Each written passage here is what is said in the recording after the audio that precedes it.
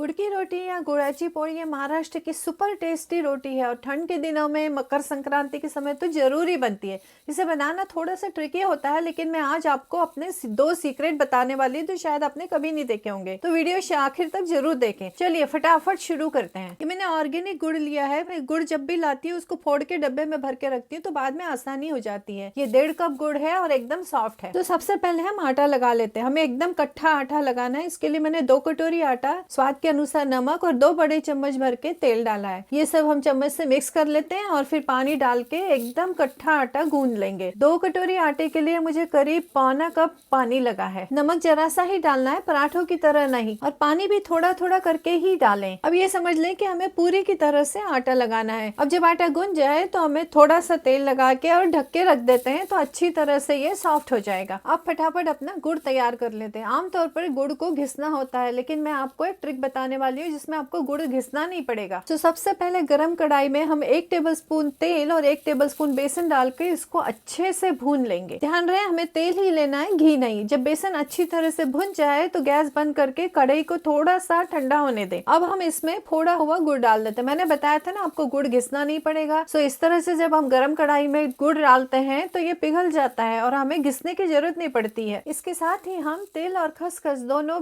का चूरा भी डाल देते हैं। मैंने तिल और खसखस दोनों को भून के और पाउडर करके रखा हुआ था। ये 2 चम्मच भर के है। अब ये पाव भाजी का जो मैशर है ना, इसको थोड़ा सा तेल लगा के हम गुड़ को दबा लेंगे। सो देखा, मैंने बोला था ना, बिल्कुल घिसने की जरूरत नहीं है। आपका टाइम और मेहनत दोनों बच जाएगा। गुड़ गर्म है, उस वजह से फटाफट एकदम स्मूथ हो जाता है। अब हम इस गुड़ को थोड़ा सा ठंडा होने देंगे और फिर आटे की तरह से गूंथ लेंगे। मैं 1 चम्मच तिल का कूट और भी डाल रही हूँ क्योंकि मुझे कम लग रहा था। साथ ही इसमें इलायची की पाउडर भी डाली है।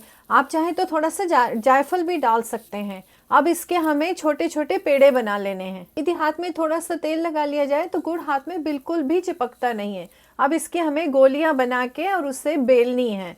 आमतौर पर हम आटे में भर के बेल लेते हैं, लेकिन ये मैं आपको दूसरी ट्रिक बता रही हूँ। तो अब हम आटे के भी वैसे ही पेड़े बना लेते हैं। जिस साइज का हमें गुड़ होगा उसी साइज का पेड़ा हमें आटे का भी बनाना है। अब सीक्रेट नंबर 2 मतलब वो ऐसा है कि गुड़ के जो हमने पेड़े बनाए हैं ना, उसको आटे में घोल के हम एकदम पतला बेल लेंगे। आमतौर पर क्या होता है कि लोग आटे के अंदर गुड़ भर के और फिर बेलते हैं। उससे रोटी फटने का डर होता है और गुड़ अच्छी तरह से फैलता भी नहीं। तो ये जो मेरी सीक्रेट टिप है आपके बहुत काम आएगी यदि आप पहली बार गुड़ की रोटी बना रहे हैं।